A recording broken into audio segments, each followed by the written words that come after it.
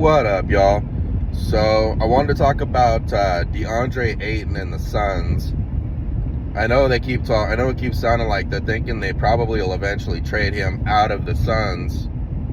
And personally, a team I think I would actually like to see him go to, and think he would actually do decent with, because he wouldn't need to be the primary scorer, and really all he would be just asked to be is just a rebounder and an enforcer, would be the Sacramento Kings. Because I think the Kings really could use an interior defender and someone that can kind of raise up our defense on the in the post.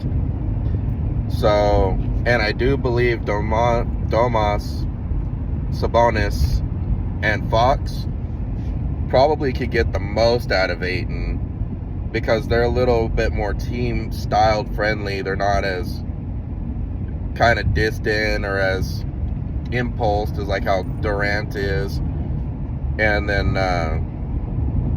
with CP3 gone, it's not really going to work. And with Ayton, it could just be more.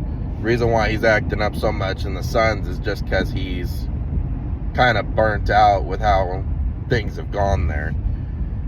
But I do think with the Kings, I think him and Fox would mesh pretty well together in a pick and roll setup, and him just kind of doing sprinting, and they can maybe even get kind of like how the Clippers had with Jordan and Paul, kind of being a Lob City style deal with him. And you just bring him in and be like, hey, it's very simple. All I want you to be is a shot blocker. Use your size inside. Try to toughen. I think Mike Brown could get the most out of him for that, and just utilize his size. And then at the end of the day, that would put the Kings with 2 7-footers in the middle, where they can actually play big, but also be able to play fast still. Because Ayton can get out on the floor and run. He's still young. He's still somewhat agile.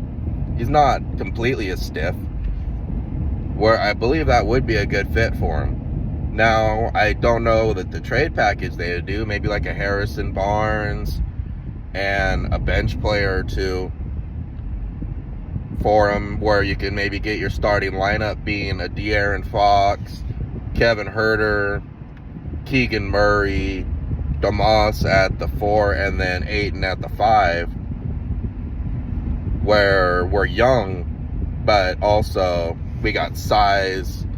Keegan's really good defensively. Huerter's really good at shooting, so we would have the shooting between Huerter and Keegan. Fox really started picking up his shooting when he got last season, so I think his development will keep going. So the Kings would have the shooting. Domas has got a decent little mid-range and hooks, and then Ayton, he's just there as an enforcer. You just try to have him be a shot blocker, want him to be tough, and then depending on how Neemias is going, maybe you bring Neemias up from the G League and have him be the center off the bench until he's ready to take over. Or Kings could just bring up Neemias altogether and then skip Ayton.